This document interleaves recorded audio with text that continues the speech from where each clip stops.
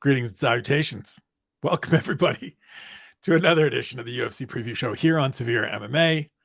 I am E. Spencer Kite, filling in for one final week for the General Ian O'Neill, who continues to enjoy a lovely, well-deserved, Guinness-fueled time away in the home country of Ireland. I am joined, as always, by the young king in London town, Mr. Harry Powell, who's making funny faces to kick things off. We are here to discuss UFC San Antonio, which takes place on Saturday at the AT&T Center, home of the tanking San Antonio Spurs, and a fight card that will be headlined by yet another amazing bantamweight matchup. Marlon Chito Vera against Corey Sandhagen. We're going to dive right in. This is a phenomenal fight. This is a terrific fight. We've had already Merab Dvalishvili beating Petr Yan. We have this fight.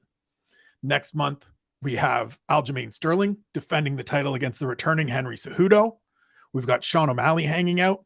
We've got Rob Font and Adrian Yanez on that fight card as well.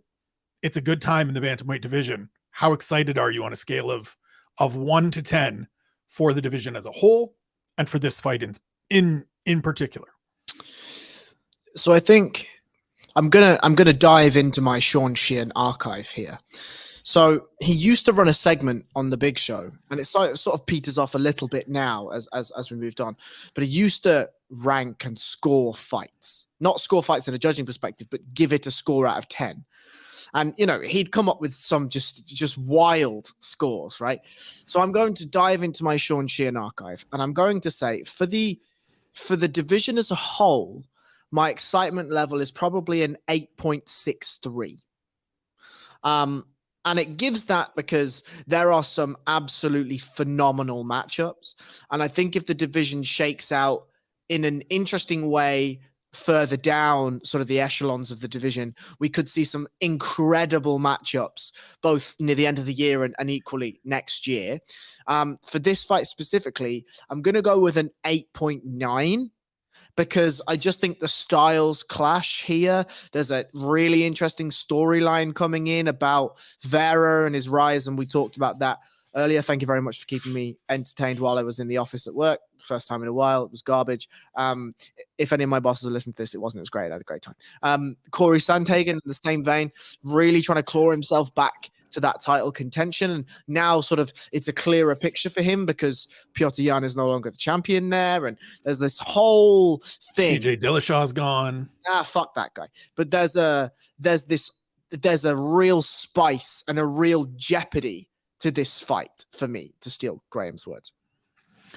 So to start, let's talk about the combatants in particular. You mentioned our conversation earlier in the day about Marlon Chito Vera, a feature I wrote for OSDB Sports later on this week, basically talks about Marlon Vera being one of the best developmental stories in UFC history. To me, I look at him as a guy that started on The Ultimate Fighter Latin America as a 21-year-old, just raw, clearly has some upside, but just not even really the fundamentals. Just a tough kid that wants to get out there and fight and knows that this is what he wants to do. Gets a knockout win in the first round of the Ultimate Fighter Latin America with an up kick, of course, like throws an axe kick off his back and knocks out Enrique Briones, but then isn't able to continue. He gets bounced from the show or put on the sidelines from the show due to a skin infection, comes back and loses his debut. Like, it just one of those guys that you didn't, for the longest time, look at him and go, I bet you that guy's going to be a contender. But he just kept getting better. He just kept adding pieces. He moved to the States, trained with Colin Oyama, connected with Jason Perillo. That has really taken things to the next level, to where in the last 2 years, it's 4-0. It's brutal knockouts of a couple veterans, of a couple former champions, and Frankie Edgar and Dominic Cruz to set up this position where he comes in against Corey Sandhagen, who, as you said, a tenured guy in this division in the upper tier of things, who now has a bit of a clearer path because he's coming off a good win over Song Yadong. Petr Yan is removed from the mix a little bit. TJ Dillashaw, we both think he won that fight. He's also removed from that conversation a little bit. This is you mentioned it being a great styles matchup and a great kind of chess game between these two. Break that down for me. Happily. So The thing that Marlon Vera, I agree with everything you said about the developmental stuff. But I do think that the way that the scoring criteria has changed has drastically favored a fighter like Marlon Vera, because Vera doesn't have the largest output, but he hits really hard and he finds ways to land big shots in a round. And in the new scoring criteria, that wins you rounds. One of the most illuminating and perfect examples of the scoring criteria is Marlon Vera Rob Font. And it wasn't until yourself and Shawnee really talked about why that fight is scored the way it is that it really solidified. I'm somebody that has to see something really to understand it. And it really solidified. And I was watching the fight and I was like, I get it. Like, I get it. I get it. It makes sense. You know, you can touch a fella loads and loads and that's grand. But when I hit you once and you're on Skate Street and you're just about surviving, I win, right? That's how the scoring criteria is now led. That's fine. I understand. I get it. The style difference here is Sandhagen is very long for the division, much longer than Chito Vera. But Chito Vera, for a slightly larger than average 135-pound fighter, is somebody that fights long, loves a teep up the middle, and doesn't just throw a teep with the ball of his foot. He really extends his toes into it. He really pushes his hips through, drapes his shoulders back down his spine, and elongates his leg as much as possible to get as deep a dig with those toes into your lower abdomen as possible. And I really love that. It's actually a difficult skill to be able to get the right bend in your balancing leg, to be able to drape your shoulders and elongate yourself, keep your core tight and extend your body to get maximum power whilst keeping balance. It's a really tough thing to do, and he does it effortlessly. I think the really interesting part of this to me is Corey Sandhagen is a very complete fighter. He could do the takedown stuff. He could do the grappling. He can fight long, and he has some fun versatility to him. He has some interesting creativity when it comes to the striking arsenal. It's spinning elbows. It's flying knees. It's question mark kicks. It's wheel kicks. It's spinning this. It's Granbys. It's the next thing. My question is the slightly more conventional up and down, straight up striking of Marlon Vera with his ploddy, not disrespectful, but ploddy, marching, marauding footwork, going to be able to break down the creativity, the versatility, and the width, length, and breadth of a stance and footwork like Corey Sandhagen? Is Vera going to be able to find a way through the mirage of knives that are Corey Sandhagen's limbs to find the chin? Or are we going to see some of the more creative work on the bottom from Chito Vera, who will happily get down, put you in close guard, and beat fuck out of you with elbows? Right. And this, I think, is something that isn't talked about enough either. I know I'm ranting, and I will stop. No, rant away. But one thing that we talk about with a Roman Dolidze, for instance, or who was it? There was a fighter on the card, just Jai Herbert. Yes. Gets taken down. Did very good work off his back. And wins the round from his back. And we don't talk about that unless his name's Tony fucking Ferguson, right? And if it's not Tony Ferguson, nobody wins rounds off their back. And yet you have somebody like Chito, like Dolidze, like Jai Herbert. Obviously, Jai Herbert's not a repeatable thing, but we've seen Chito do it. We've seen Dolidze do it. They do such a good job of getting cranium control and like really solid top of the head. I don't know what this part is called. The crown of your head. They get solid crown of the head control. They get overhook grips. They get underhook grips. They connect themselves to their partners and they elongate that body out by stretching their limbs and stretching that close guard as much as possible and scream elbows into the top of fellas. And that is a real, real danger.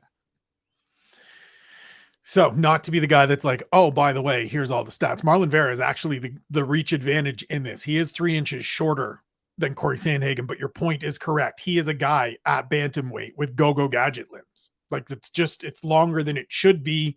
And he has maximized that. I think a lot of that goes to Colin Oyama and Jason Perillo, two very established, very smart coaches that have worked with him for a number of years to sort of take that rawness, take those tools and that grit and that ferocity that he clearly has, and say, how do we take all of these bits and pieces and make it work best? I have these ingredients. What's the best meal I can make? And we've seen that thus far. The thing that's super interesting to me, and you mentioned Cheeto being kind of a plotter in not a, disparaging sense, but in a just come forward and just walk you down, and he's not throwing shots. He's got a negative 0.63 striking differential in terms of significant strikes, right? Like he lands, I think it's about 4 shots per round, 4.12 if I remember correctly. I haven't looked, I don't have it up right now. But that means he's taking some and he's getting in there against a guy that loves to just pepper you, that loves to just touch you and touch you and touch you. The other thing for me, and I really want your thoughts on this, that is a point of interest. We have seen Corey Sandhagen adjust on the fly in terms of this isn't working. I need to switch off, whether that's I'm not getting through with my hands, so I need to start attacking with elbows. I'm not having success with my hands at all, so I need to wrestle. Whereas Cheeto is basically, look, I'm going to come forward and eventually I'm going to hit you and you're going to start falling. We've seen it in every fight through this progression, through this 4-fight run. The Davey Grant fight, it's not a close fight, but it's the two of them just getting after each other on the feet.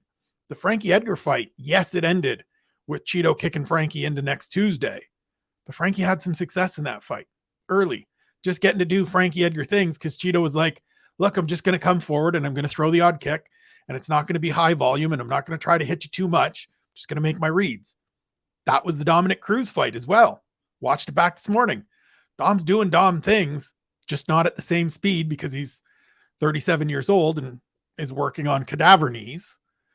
And then he walks into a head kick that Cheeto, like, not walks into it in that it was a fluke. Cheeto set it up, made the read, knew to throw it, walk off, lovely.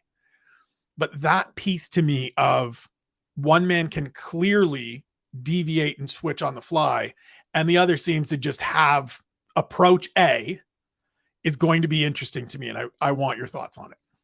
If I was coaching a set of fighters and one of them came up to me and said, they're a 135-pound fighter, and they're saying, who do I go and look to replicate? The answer's not Cheeto Vera, right? Right. And it's because that's, again, not disrespectful in any way, shape, or form. What that is he has managed to gain the most out of his own abilities. Yes. And that speaks to what you are saying when we're saying that he's one of the most developmental, rich stories in the UFC. Corey Sandhagen, however, is a guy that you could look at and you could say, well, shit, that's a guy that we could get behind some study of. Personally, and I probably shouldn't have this, but I do have this. He certainly is somebody I enjoy to watch. He's a fantastic style to study. How he melds everything together is really enjoyable, especially for a man of his frame and size to be able to put all that together is fantastic. Now, you mentioned the versatility. If I'm Corey Sandhagen's coach here, from round 1, minute 1, I am smashing Cheeto Vera's legs with as much power and as much accuracy as I can. Because he has no care about catching kicks and taking you down. He has zero care and zero will. You're also going to find that you're going to trip him. You remember when Cyborg fought Holly Holm and Holly was throwing side kicks and Cyborg would wait for the shot to come and would throw her own low kick from her outside leg underneath the side kick, would catch Holly's balancing leg and just drop her. That's available. And so when you drop him and his leg's fucked and he's beckoning you down and you're like, nah, you get up, motherfucker. There's like, oh, okay, so he's not going to engage me on the ground. Me plodding forward is going to cause problems because my legs are fucked. I know that the power comes from me generating my big tree trunk legs into the ground. What are we going to do here? And that then opens up everything else for Corey Sandhagen. We have 5 rounds here. We can utilize 5 rounds here. Neither of these guys often show diminishing returns in their cardio. One, because Marlon Vera. So I was going to call him Carlos Vera. I don't know if how fucking culturally inappropriate of me. But like Marlon Vera has such an economic style. Yes. He's able to use that and utilize that over 25, 50 minutes probably. Corey Sandhagen is flowing so naturally through the movements that he has. He also, we don't often see him gas, right? Right. And so I think that for me, I favor Corey Sandhagen heavily, and I favor him heavily because I just feel, and I've always said this and will always say this, I will generally pick the more well-rounded fighter to win fights. Now, I went against myself for Leon Edwards, Kamaru Usman, and I did that because I thought the speciality that Kamaru had would overplay Right. the sort of the dominance in the generalism, if that's not an oxymoron, that Leon Edwards had. I just don't feel like the same thing exists with Chito Vera. I feel like we are in a position where Corey is able to do the Chito things, but he's also able to do everything else. Where do each of these guys stack up for you in sort of the hierarchy of top talent in this division? As we set up, Aljo is going to fight Henry Cejudo, former champion, returning to the fold. We've got Merab, we've got Sean O'Malley. They're sort of 1-2. Where do these guys mix in? What do you see as maybe the ceiling for them? Are either of them championship potential, or are they guys that are going to be just sort of in this spot at the top 5, but maybe not getting into that carrying gold around? So I think Corey Sandhagen beat TJ Dillashaw. I think that the fight was very, very close. Great fight, really enjoyable. I think Corey Sandhagen beat TJ Dillashaw.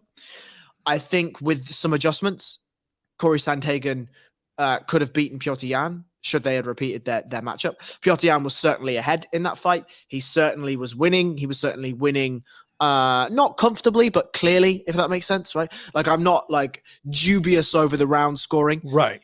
But Corey Sandhagen... But it's more competitive than it looks in the final tallies. He was in that fight all the way through. He was never in a position where he was blown out, no ideas, just getting battered. He was in that fight from second one to second many, right? Whatever 25 minutes worth of seconds is, whatever. So I think Corey Sandhagen, for me, has championship potential.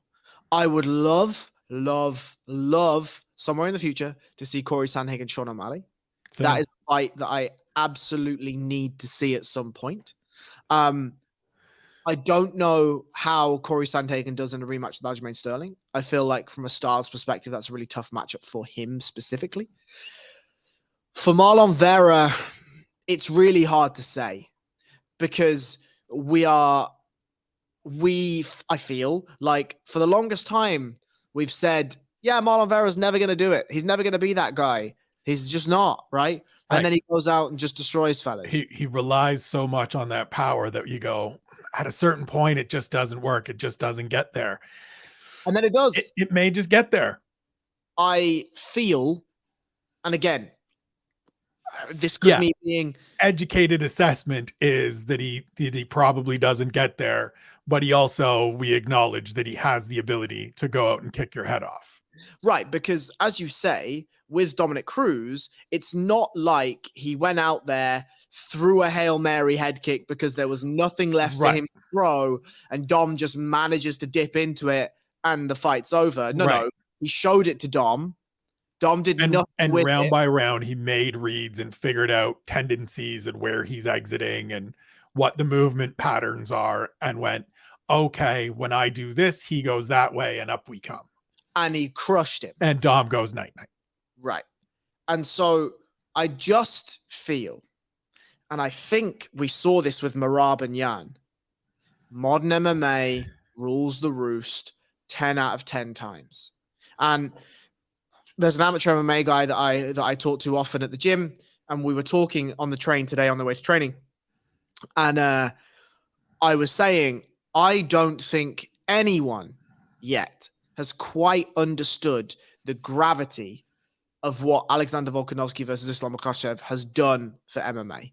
Because already we have seen things that Volkanovski did against Islam Makhachev Right. done by Leon Edwards, and it won him a fucking title, right? We have seen it. There's another fight, and I forget what it is. It's pretty recent, and I forgot it on the train, and I forgot it again. But there is a fight very recently where we saw very, very similar things, and that impact is going to mean that there is going to be progression. Now, obviously, we're not going to see Chito Vera go in and shooting for takedowns or whatever. What I mean is that modern MMA is changing on a dime. Right. Volkanovski goes and does something new, and less than 2 months later, Leon Edwards is like, yeah, cheers for that. I'll take that. Thanks very much. Cheers. I appreciate that. Thanks. Cheers. Thank you. Thank you very much. I'm going to win the title now. Thank you. Bye. Trying to figure out what that fight is. I'll figure it out and I'll tell it You'll to you. just shout in the middle of it. That's fine. Yeah, figure it out. But there is a progression in MMA at the moment that if you're not with it, you're lost. And I think Chito Vera will continue to make a career of what he is doing. He is a very, very good fighter, but there will come a time when that style does not work against the elite of the elite. And it could be that we don't see it in our tenure. It may be that he goes out and he destroys Aljamain Sterling if he gets there, or Sandhagen Cejudo, or whatever it is. It's similar to the way we talk about Alex Pereira, right? Like every time we talk about the middleweight division, we talk about Izzy and Rob Whittaker being the 1 and 2 in this division, and the champion is just sort of over here because we don't really have an assessment, because he murked 3 dudes that were rolled out into the octagon, and then went out and just was like, yeah, you know what?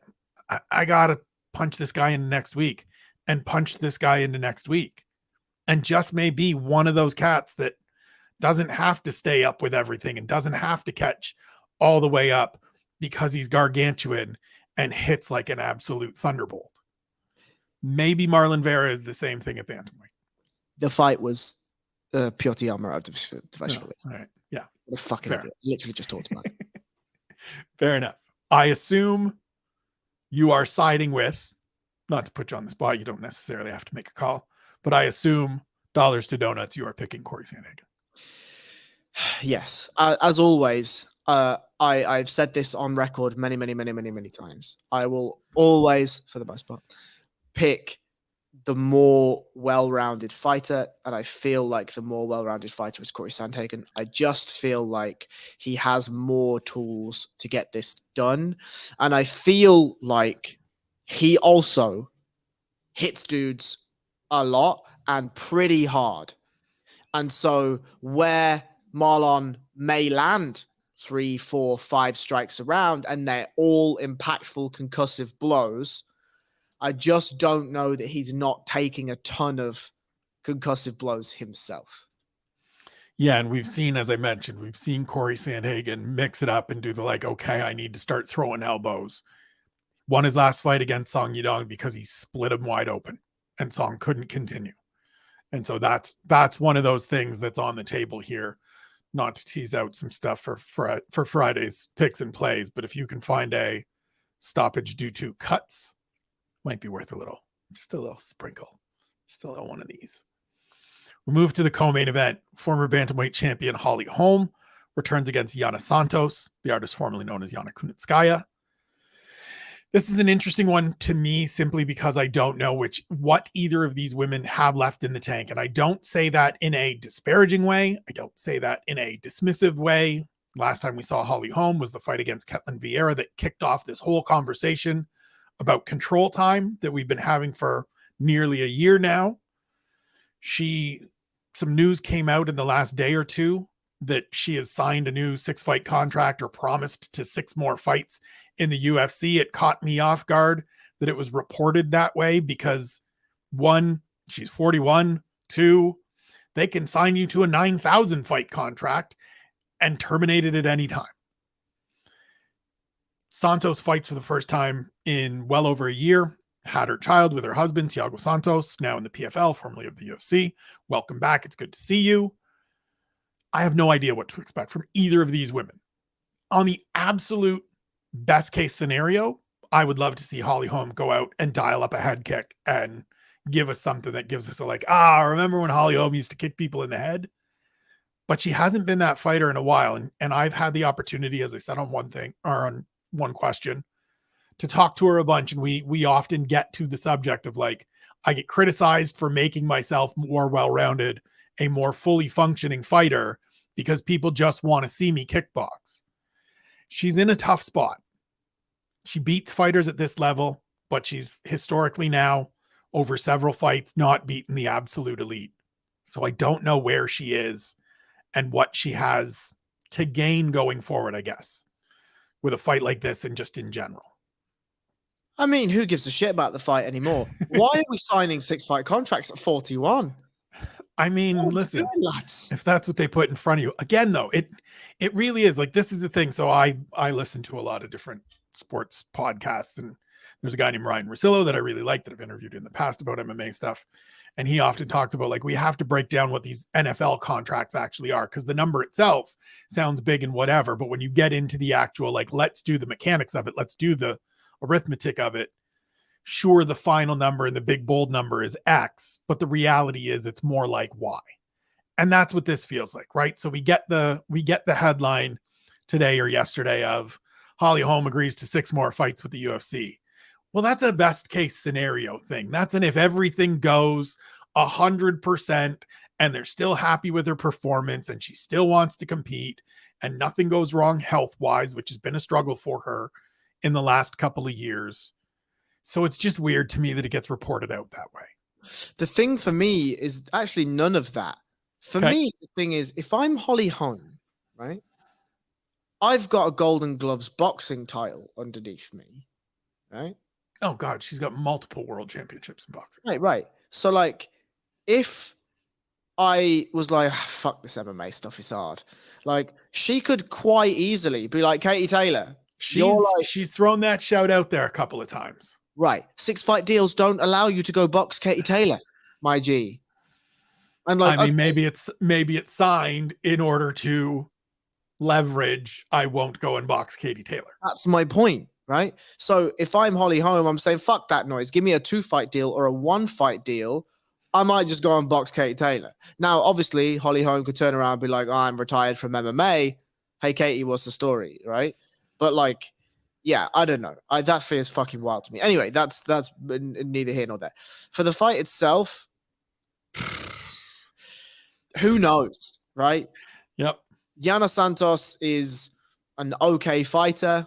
My understanding of a 500 fighter is Yana Santos in that she does things okay. She doesn't have a specific specialism that, makes me look at her and think, oh, Jesus, this is really good. Again, doesn't have a ton of weaknesses. I mean, the grappling's not great. The defensive grappling isn't great, but could do some of the things. Holly Holm, I mean, unfortunately, when you go out and you dome Ronda Rousey in that way, you could be the best grappler in the world and nobody wants to see it. Yeah. Like, you've created sort of a rod for your own back in that one. Right. But if I'm Holly Holm or Holly Holm's coach, and I'm sure that this is what it is, it's like, fuck all that noise. We're here to win. And the way we're going to win is by being a better all-round fighter. I mean, that's the Ketlin Vieira fight, right? They thought to this day, if you ask them, they will tell you that they think they won that fight through controlling Ketlin Vieira against the cage. Now, she didn't do any damage whatsoever. And Ketlin Vieira landed some good shots, which then makes it. That's where, for me, a little bit of the frustration sinks in, right? We know Holly Holm is a good striker. We know she can do the kickboxing and boxing things. And so when she is just wrestling and just grappling and not doing any damage, it becomes the like, what are we doing here question. So I wonder if this is an opportunity, or I wonder if this is the fight where we see a better mix of the two. Possibly. Like, the difference as well, she's 41. There's been a kickboxing career. There's been an illustrious boxing career. There's been an illustrious MMA career. Right. Like, I don't know. I'm all for fighters going out, improving their skill sets, building on skills, and then wanting to showcase them. I just don't know what you could showcase putting together at 41. Like, you don't see Anderson Silva going out when he was 41 showing us new shit. He just looked slow and old, you know? And Holly Holm may well go out and win this fight, right? She may do the Holly Holm side kicks and keep Yana Santos away. She will. Yep. She may jump on a single leg and she may take her down and she may do the things on the ground. But like, why are we doing this? I'm interested to see where they both are, but there's also a part of me that's like 41-year-olds shouldn't have to keep fighting. It may be that they want to, and that's fine, but we should also be in a position where these fighters are so well paid that we're not signing 6-fight deals, whatever that means. You know what I mean? Like, it just feels a bit, exploitative to me. So, I mean, we get to this often, and it, there's the two sides of it, right? She put pen to paper. Nobody said, hey, sign this or else. She wants to keep competing. She knows the dollar figures that are on it. Her management that she's been with forever knows the money that's on it. It is what it is. And that's not me doing the like, look at him defending the UFC. I want everybody to get paid all kinds of money all the time in perpetuity. But we also have to address this as the like, these people aren't mindless, no choice individuals. For sure. We move forward. Featherweight division, it should be an absolute just barn burner, slobber knocker, pick your adjective. Donnie Brook, Nate Landwehr, Austin Lingo. Nate Landwehr, to me, inherited the torch for, unkillable, unrelenting, lunatic fighter when he beat Darren Elkins. We saw that last time out against David Onama in a fight that was just a messy, entertaining cover pillar to post brawl. Austin Lingo's never met a fist fight that he has been disinterested in. So this should be a little bit of fun in the middle of the fight card. Call me a snob. You're a snob. I just don't care for this type of fight. Like, I just don't. I saw a video on Twitter the other day of Dan Hardy being asked some questions about Slap League. Yes, I saw that. And he basically said, like, for the longest time, and Sean's talked about this a lot, that he was dragged onto radio shows or he was dragged into whatever. And he was like, yeah, so what's this cockfighting, cage fighting business, this barbaric stuff you're doing, right? And we've just sort of gotten to a point where MMA is pretty widely accepted. It's pretty widely known to be a sport. It's on ESPN. It's on the worldwide leader here in North America. It's pretty widely known to be a mainstream endeavor for athletes to be accepted to follow down this path. Should they choose? Pun intended with endeavor? Yes. Well done. Thank you. Jesus, I'm so glad somebody's catching. Look, one day I'm going to be a ghostwriter for some lyrics, for some bars, some rappers, something. Anyway, we're getting ahead of ourselves. This is why we work. Yeah, this is why we need Ian and Sean back to rein this shit in. I'm just going down fucking rabbit holes. Anyway, I just want to see the Corey Sandhagens and the Cheetah Veras. And I don't even mean that in like, oh, I only want to watch. No, this is the conversation you and I have on takeaways regularly and just in our private conversations routinely. It's the laugh you had 2 weeks ago at Vitor Petrino and Anton Turkai winning fight of the night. And you and I last year being like, Matoy Skamrot and Armin Saryukin is hands down the fight of the year for you and I. And there was a whole bunch of brawls that people were like, this was way better. We want to see those technical, skillful, foundational battles. And this is throwing two fellas in a phone booth and saying, get after it. Right. Because it's not to say that I don't care about blood and guts and gore and violence or whatever. I'm happy for all of that. I just want it in a certain way. And I'm not saying that these two fighters are anywhere near comparable to slap fighting. But when it comes to I may not be the most technical fighter, but I also don't care about being a technical fighter. Right. I just care about going in and, re-embodying the soul of Darren Elkins. And I use my chin to wear you down until you can't throw punches anymore. And then I throw 5 and you fall over. Like, And again, that's me being extremely exaggerative. Yes. But I would like to see, and this is where it really comes from, right? What I want to see is things like Alexander Volkanovski, Islam Makhachev, where something happens, a fight happens, and it changes the sports meta forever. Because now Islam Makhachev's camp has got to go away and be like, fuck, boys, how do we solve this Yeah, problem? the best fighters in the world are having to adjust and learn and grow and develop rather than it just being progress along as is. And that means when I go and interview the next amateur fighter and I've watched some of their fights and they're hitting some of the stuff that Alexander Volkanovski hits, I'm like, where do you find that from? And if it's happening at the grassroots, then we're going to see it at the absolute apex of our sport at the right times. And that can only be a good thing. Agreed. And we're not going to see anything taken from this fight that we're going to take to the apex of our sport. Agreed. We may take it back to the apex in Las Vegas, though. Move to the flyweight division, Andrea Lee and Maycee Barber in a fight that you and I both are very much looking forward to. What is it about this matchup that intrigues you?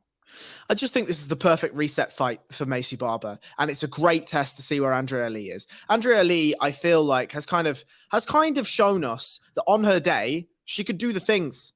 You know, she can absolutely do the things on her day. She can hit really hard. She's a solid kickboxing foundation. She can do some of the grappling. It's fine. She is a fine fighter. We were all very, very high on Maycee Barber. Took a couple of slips here.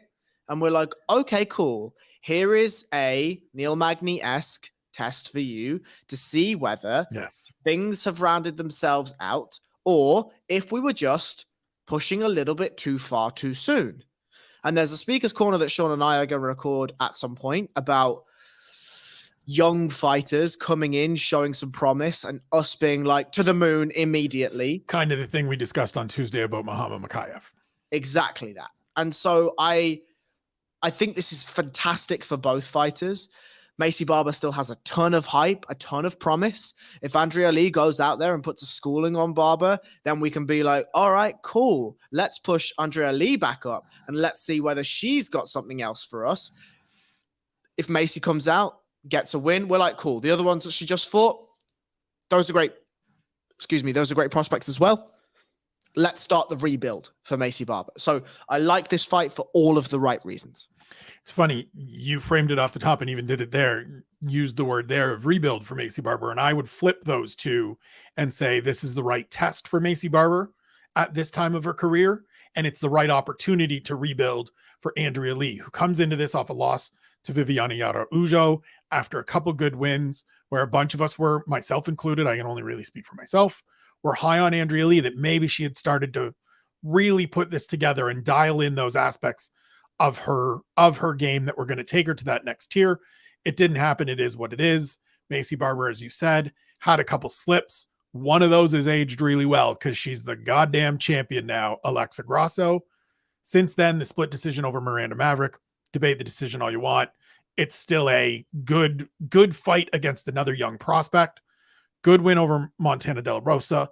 Even better performance against Jessica Ai. She seems to have figured out who she needs to be in the cage. And that's the piece of this that I'm really looking forward to, is can she just continue to be this tenacious sandpaper kind of fighter that she needs to be? Because I think for a little bit there, especially in that kind of range where she was on the rise and talking about the John Jones record and things like that, going into both the Roxanne Modafferi and Alexa Grasso fights, fancied herself a kickboxer. And Maycee Barber isn't a kickboxer. She's a get in and rough you up and grind you up and smash elbows into your face, use some strength, use some wrestling, make it dirty kind of fighter. I'm going to push back on that. Okay. So the reason I'm going to push back on that is we just talked about Holly Holm. Yep. And that she's got this vast thing in that she's got this, you know, these wonderful skills and whatever. Maycee Barber is 15 years of age. Like there is all of the time in the world. And actually, it's unfortunate that it's happening now in the UFC because a couple of wins gets you an Alexa Grasso. It gets you a name the fighter. Well, it gets it for you when you have the hype and the push that she had. And she clearly was, She clearly got the jetpack strapped to her back and away you go. But that happens because she's coming in and she was what, 21, 22 at the time, whatever she 22, was. yeah. So young, and she shows some promise, she shows some skill, and the UFC's like, you'll do, off you Yeah. go. And like, to me, that's where, if I'm Macy Barber and I want to do some of the skill development, rounding out my game and add some kickboxing, now's the time, right? Oh, for sure. I just mean it's funny, right? We were talking about the Holly Holm thing of the fans want to see her just be a kickboxer. Her coaches are like, just win the fights. I think for Holly Holm, it's a different equation now at this point of career than it is for Macy Barber, who right now stands to benefit more by actually winning fights than going out there and losing fights by trying to be a kickboxer against significantly better kickboxers named Alexa Grasso. And this is my point. I don't agree. And I don't agree God, I love disagreeing with you.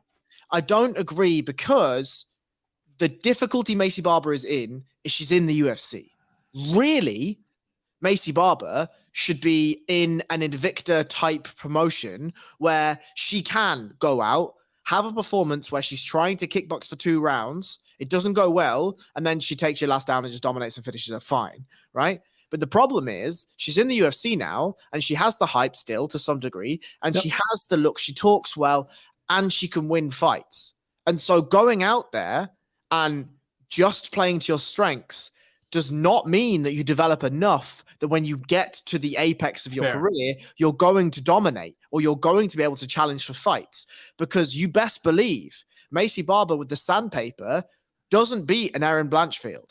It doesn't beat a put the fighter in at whatever conjecture you want. Now, at 22, 23, however old she is, 24 maybe, I don't know. She'll be 25 in May. Whatever. Like, those 3 years should have been 4 or 5 fights in Invicta, and you go out and you come in, and if you need the sandpaper, you fucking go to town on the sandpaper. But if we are available for an Alexa Grasso, let's do a bit of kickboxing, I want to show the skills I have, that should be in the arsenal. But because these fighters have been pushed at such a young age, the development has stunted. We then look at Erin Blanchfield, who can go out, and that's where you get the rare Oyster eggs, where you go out and this fighter can just do a bit of everything and build on a bit of everything. That is rare, so rare. And we need to be protecting it more, I think. All right. Now that you present it that way, I can understand and appreciate where you're coming from. I do think there is some value to, we talk about it regularly, understanding who you are fundamentally as a fighter, though, right? Dial in who you are as a fighter, play to your best strengths, build on in addition to that, but know your core strengths. And that's me revising what I had said. I think for a while she thought, oh, I'm Macy Barber, the kickboxer, when she needs to be Macy Barber, the gritty, can smash you with elbows, can rough you up. And I'm going to learn to do a little bit of kickboxing so that I don't always have to get into these grind you up, smash elbows into your face fights. Is that fair? It is, but because I'm a stubborn cunt, I'm just going to make one further point, and that's do it. We just talked about the evolution of MMA in that I will always pick the generalist. Gone. Even in women's MMA, I believe, gone are the days that you can say, I am a this, or this.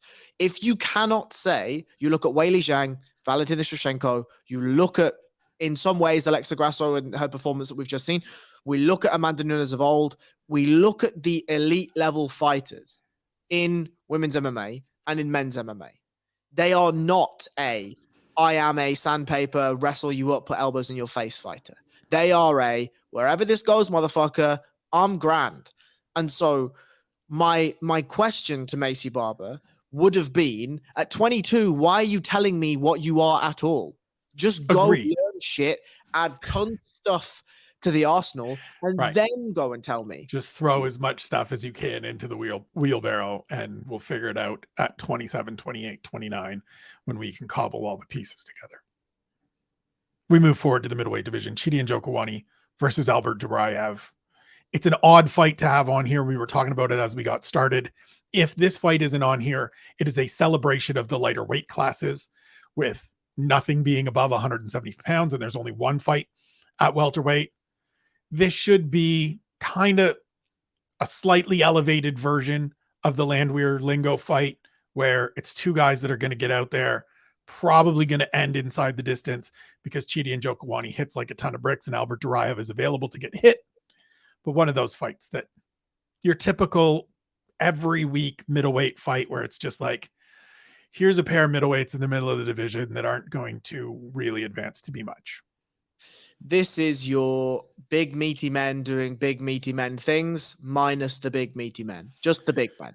The thing I look forward to the most is Chidi Njokuani winning and then getting on the mic. I said in takeaways, and I said going into last week, that I welcomed Joanne Wood back onto the microphone to hear her voice. Looking forward to hearing Chidi Njokuani's deep, surprising baritone. Even though I know it's coming, it still catches me out every single time it comes. In terms of the prelims, we're not going to go fight by fight because there's a bunch here that would get the Harry Powell swipe. So, one that doesn't is the final prelim. Alex Perez, Manel Kape, a fight that has absolute brilliant potential, but could also be maddeningly frustrating. And I think that explains Manel Kape to a T. Your thoughts? 100%. I couldn't agree more. Like, we talk about knowing who you are as a fighter. Tell me who the fuck Manel Kape is as a fighter. Right? Because it feels like he's bipolar, right?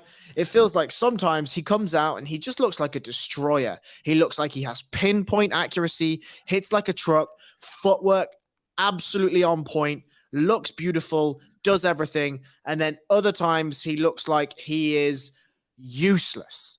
Right. Doesn't commit to anything, looks gun shy, looks like he doesn't want to throw, doesn't want to be in there. I don't understand. And Alex Perez is a good fight for Manel Kape, because if Manel Kape is on and we have a good Manel Kape day, Alex Perez drives a high pace, likes to grapple, likes to wrestle, fights forward, and Manel Kape will take that and run a country mile with it. If Manel Kape is having an off day, Alex Perez will beat fuck out of him, because Manel Kape, when he's gun shy, is available. Is standing there and you can chop the leg down the way he did Jussier Formiga way back in the day. Right. And Alex Perez is one of those underrated type fighters in that he does everything pretty well, right? Yes, he went out and got destroyed by Deiveson Figueiredo. That's fine. But he is a good fighter in that division. And I don't think he gets enough love for being as well-rounded as he is. You can be, and you can make whatever statement you're about to make, that's fine. But he could do everything. He may not be an elite fighter, but he could do everything. I agree with you 100%, but he is at the you have to show me it again stage of things. Sure. Right? No problem. Last two fights, Deiveson Figueiredo chokes him out in a heartbeat, comes back after a year and change away, and Alexandre Pantoja, in one of you and I's favorite fights from last year, sprints across the cage and is like, no, we're not even, I don't want to hear anything that you have to say. I'm just going to take you back and choke you out and I'm going home. He's at that win over Formiga is the last win. It's July 2020. It's in the midst of the pandemic. He is very well-rounded, very skilled in every facet. Prior to those two losses, the only guy to beat him was Joe Benavidez, who for the longest time was the silver medalist of this division. So, like, as you said, very good fighter that doesn't get the credit, doesn't get the recognition, but it's also on him. He is the perfect example to me right now of how long do we let guys trade on their name and trade on victories from the past? What's the shelf life for some of those wins? We talk about victories aging well and not aging well. He's in a spot right now where the wins that got him into that championship opportunity have started to go a little sour or have lost their expired a little, and he needs to come out and have a performance. Even if he doesn't win, that is more than these last two. He hasn't been in there for more than 2 minutes in his last two fights. So you got to get past the 2 minute mark and you got to show me that you are still a top 5, top 10 guy. And if the bad version of Manel Cape shows up, you can have a performance that puts you right back in the mix. Absolutely. And I mean, even if the good Manel Cape performance comes in and Perez finds a way to grapple and finds a way to get to his strengths, he can still put a performance in. 100%. Yeah, this is we talked just before about Holly Holm and whatever. Like, this to me is an interesting test for both of them, because if Manel Cape comes in and looks anywhere near the best that we've seen him, he should beat Alex Perez. Correct. And if he doesn't, even at his best performance, then we have some very interesting questions to ask Manel Cape. If Manel Cape comes out and has a bad performance and still beats Alex Perez, then we really have an understanding of where Alex Perez's ceiling is in 2023. If Alex Perez comes out, looks great, beats Manel Cape, fantastic. We can now add another name to a roster of pretty good wins. Turned 30 literally a day ago. Happy birthday, Alex Perez. Good way to get yourself back in the mix. We move forward. We're not going to spend any time on them. A pair of featherweight fights. Daniel Pineda against Tucker Lutz. Steven Ocho Peterson against Lucas Alexander. Two fights that for me are just a chance to watch the B side of that, to get another look at Lutz and Alexander, two younger fighters, newer to the UFC, against veteran guys. Let's just see what they have. Both are coming off losses. Let's see how they rebound against a couple veteran hands. We don't need to spend any time on it. The welterweight fight on this card is Trevin Giles versus Preston Parsons. Trevin Giles, as I said on one question, is just a conundrum to me. He looks and profiles on paper and in some of his earlier fights as a guy that should be significantly better than he's been. It just hasn't been there IQ-wise. I don't know. This one I know you do like. CJ Vergara against your guy, Daniel De Silva. So you just like a mad bastard. That's all it is. Like, I go on and I say all this stuff about whatever, and then you serve me a Daniel De Silva, and I'm like, guys, you got me. What can I say? The thing about Daniel De Silva that I like is the scrambles. When he wants to scramble and when he gets into scrambles, I am a sucker for a scramble. I really, really am. And okay, he gets finished a lot. Fine, these things happen in MMA. Like, I love a scramble. I really, really love a scramble. And I then look at CJ Vergara and I'm like, oh, you lose to Ode Osborne? These things happen. You take a win over Clayton Rodriguez. I think Clayton Rodriguez has some upside. Yeah, looked great in Perth. Ran through Shannon. He looked great in Perth. Ran through Shannon Ross. Right. And then you go out and you lose to Suto Taira. These things happen in MMA. And so if I'm CJ Vergara, I'm looking at Daniel De Silva and I'm like, yeah, I could probably put this dude out. And if I'm Daniel De Silva, I'm looking at CJ Vergara and saying, oh, I could sub this dude. He can get subbed. I might sub this dude. And so it will be a fun and interesting back and forth. And I will make this caveat to my, oh, these guys just get in there and whatever. The lighter weight classes, the mad bastardry is almost always bolted onto a set of fundamental skills. Yeah. Because at the lighter weight classes, because there's very few fighters with one punch touch of death power. There is absolute knockouts and there's finishes and whatever, but there are very few fighters that touch you with one and you go night-night. Whereas you look at a 155 fighter, there are guys like that, 170, 185, as we got. Connor at 145 used to have that touch of death power. Obviously, Jeremy Stevens, the pound-for-pound hardest hitter in the entire universe, has those touch of death power. As we drop through the ranks, you don't see it, right? And so you must have a level of foundational understanding in order for you to get these finishes. And so when that mad bastardry comes on top, I am a big sucker for it. But I like this fight. I think it's going to be interesting. I don't know who wins really. Like, I think both of them could win. I'm going to favor CJ Vergara. Sorry, Daniel De Silva. Sorry. But, I mean, it'll be fun for as long as it lasts. It should be. And the irony of what you're saying about the finishing power isn't necessarily there. You're absolutely correct. But the weight classes with the highest finishing rate thus far in the UFC, and yes, I'm a nerd that tracks these things on a spreadsheet, 100% finishing rate at strawweight, 2 fights, 2 subs, 90.9% at both flyweight and middleweight, 10 finishes in 11 fights. It's just been that kind of weird year so far. We'll probably see a finish in this fight because your boy Daniel De Silva gets finished quickly. 100% loss by finish rate. The other 3 fights on the card, Manuel Torres against Trey Ogden, Victor Altamirano. Look at, I know you love it when I stumble because I'm the guy that doesn't stumble. Yeah. No. Against Vinicius Salvador, and Haley Cowan against Tamaris Vidal, the new team captain of Team Powell after she defeated your favorite fighter, Ramona Pascual. This is one that you're actually curious to see. This is one you're curious about as we wrap up here. Yeah, I mean, there's just, look, 135-pound in the female divisions is always sort of crying out for some interesting talent. Desperately. And it's gotten some in the last little while. But there's always, I have to be nice, Spencer. There's always room. Since when? I'm a nice guy. Is Talmirez Vidal that fighter?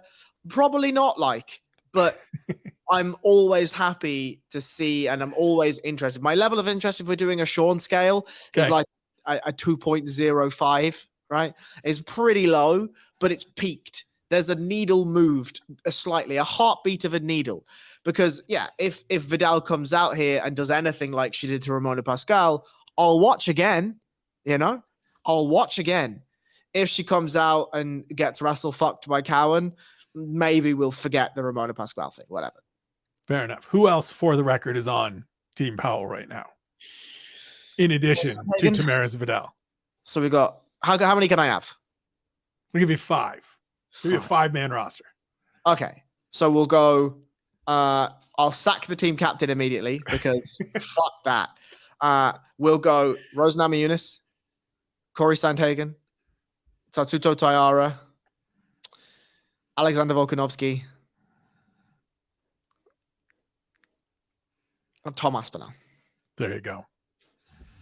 This has been the UFC preview show for UFC San Antonio. It takes place on Saturday, AT&T Center in San Antonio, Texas. Follow that young fellow at BJJ_Harry Powell. Follow Ian O'Neill at IO'Neill MMA. Follow Sean Sheehan. Even though he doesn't want the finishes or the follows, go follow him anyways. Shouts to Shawnee, we miss you. Follow me if you would like at Spencer Kite. Sign up for the Patreon. It's coming around to the start of a month when it is always worth the most value, but it is worth good value all the time. That is SevereMMA.com/pints, the best URL in the business. For Harry, I'm Spencer. This has been the preview show. I will be back tomorrow with the picks and plays. We made a whole whack of money last time out. We are plus money for the year.